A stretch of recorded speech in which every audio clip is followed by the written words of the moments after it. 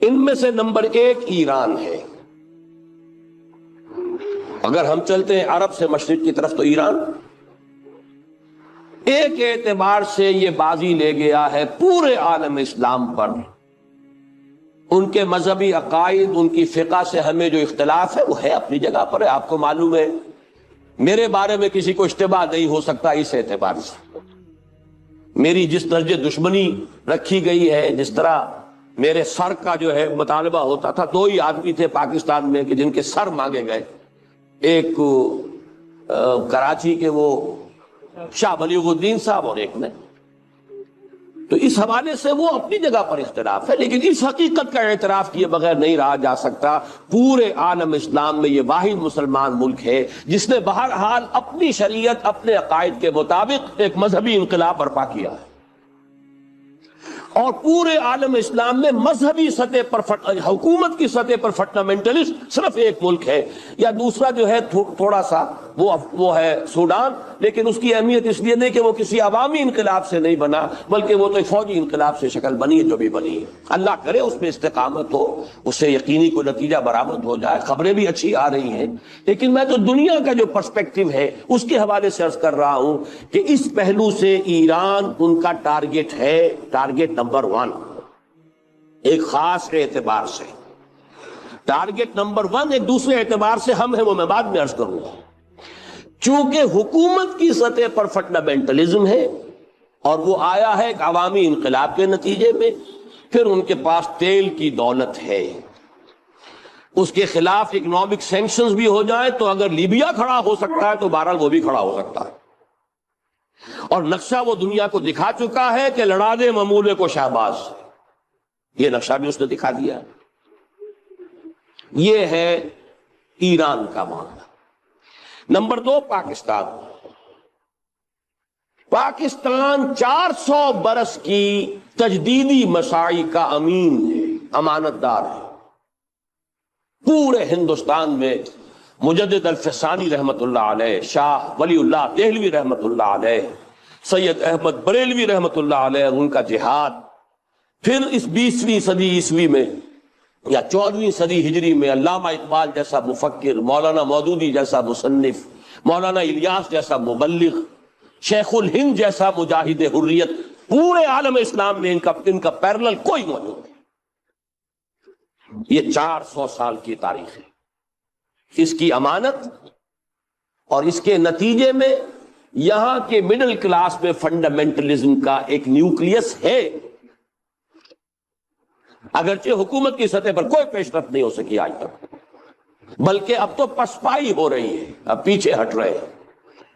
وہ ہمارے ان سیاسی جو بھی زعماء ہیں، جو جماعتیں ہیں، ان کی غلطی اور الیکشن ہی کو واحد میدان بنا کر اس کے اندر اپنا سارا وقت و توانائی اور قوتیں ضائع کر دینا، یہ ہے در حقیقت جس کا کہ یہ صدا مل رہی ہے کہ اس اعتبار سے تو پسپائی کی طرف ہے معاملہ، کسی پیش رفت کی طرف نہیں ہے۔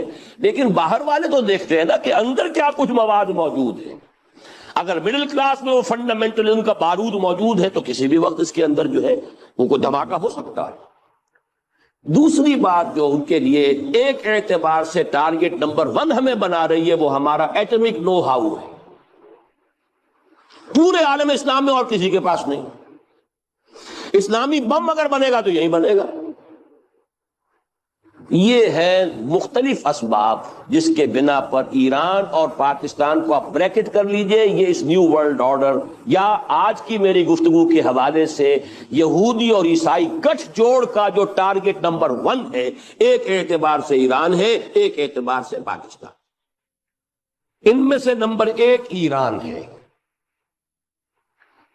اگر ہم چلتے ہیں عرب سے مشرق کی طرف تو ایران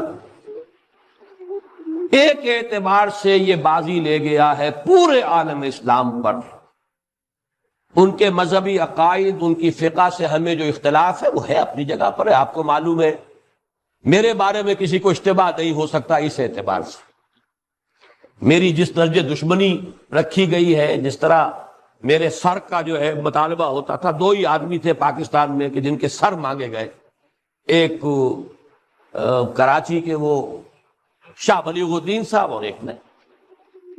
تو اس حوالے سے وہ اپنی جگہ پر اختلاف ہے، لیکن اس حقیقت کا اعتراف کیے بغیر نہیں رہا جا سکتا پورے عالم اسلام میں یہ واحد مسلمان ملک ہے جس نے بہرحال اپنی شریعت اپنے عقائد کے مطابق ایک مذہبی انقلاب برپا کیا ہے، اور پورے عالم اسلام میں مذہبی سطح پر حکومت کی سطح پر فنڈامنٹلسٹ صرف ایک ملک ہے، یا دوسرا جو ہے تھوڑا سا وہ ہے سوڈان، لیکن اس کی اہمیت اس لیے نہیں کہ وہ کسی عوامی انقلاب سے نہیں بنا، بلکہ وہ تو فوجی انقلاب سے شکل بنی ہے جو بھی بنی ہے۔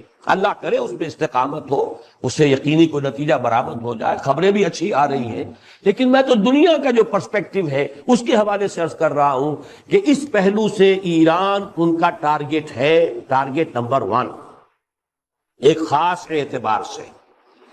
ٹارگٹ نمبر 1 ایک دوسرے اعتبار سے ہم ہیں، وہ میں بعد میں عرض کروں گا۔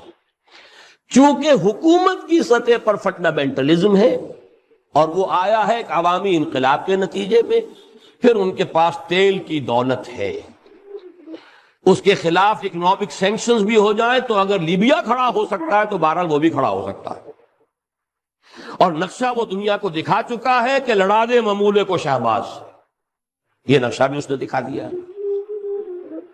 یہ ہے ایران کا معاملہ۔ نمبر 2 پاکستان۔ پاکستان 400 برس کی تجدیدی مساعی کا امین ہے، امانت دار ہے۔ پورے ہندوستان میں مجدد الفسانی رحمت اللہ علیہ، شاہ ولی اللہ دہلوی رحمت اللہ علیہ، سید احمد بریلوی رحمت اللہ علیہ، ان کا جہاد، پھر اس 20ویں صدی عیسوی میں یا 14ویں صدی ہجری میں علامہ اقبال جیسا مفکر، مولانا مودودی جیسا مصنف، مولانا الیاس جیسا مبلغ، شیخ الہند جیسا مجاہد حریت، پورے عالم اسلام میں ان کا پیرلل کوئی موجود نہیں۔ یہ 400 سال کی تاریخ ہے، اس کی امانت اور اس کے نتیجے میں یہاں کے مڈل کلاس میں فنڈامنٹلزم کا ایک نیوکلیس ہے، اگرچہ حکومت کی سطح پر کوئی پیش رفت نہیں ہو سکی آج تک، بلکہ اب تو پسپائی ہو رہی ہے، اب پیچھے ہٹ رہے ہیں۔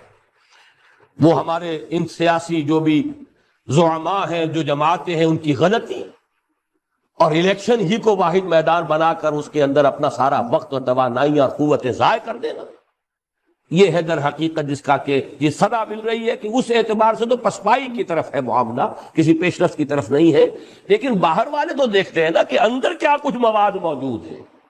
اگر مڈل کلاس میں وہ فنڈامنٹلزم کا بارود موجود ہے تو کسی بھی وقت اس کے اندر جو ہے وہ کوئی دھماکہ ہو سکتا ہے۔ دوسری بات جو ان کے لیے ایک اعتبار سے ٹارگٹ نمبر 1 ہمیں بنا رہی ہے، وہ ہمارا ایٹمک نو ہاؤ ہے۔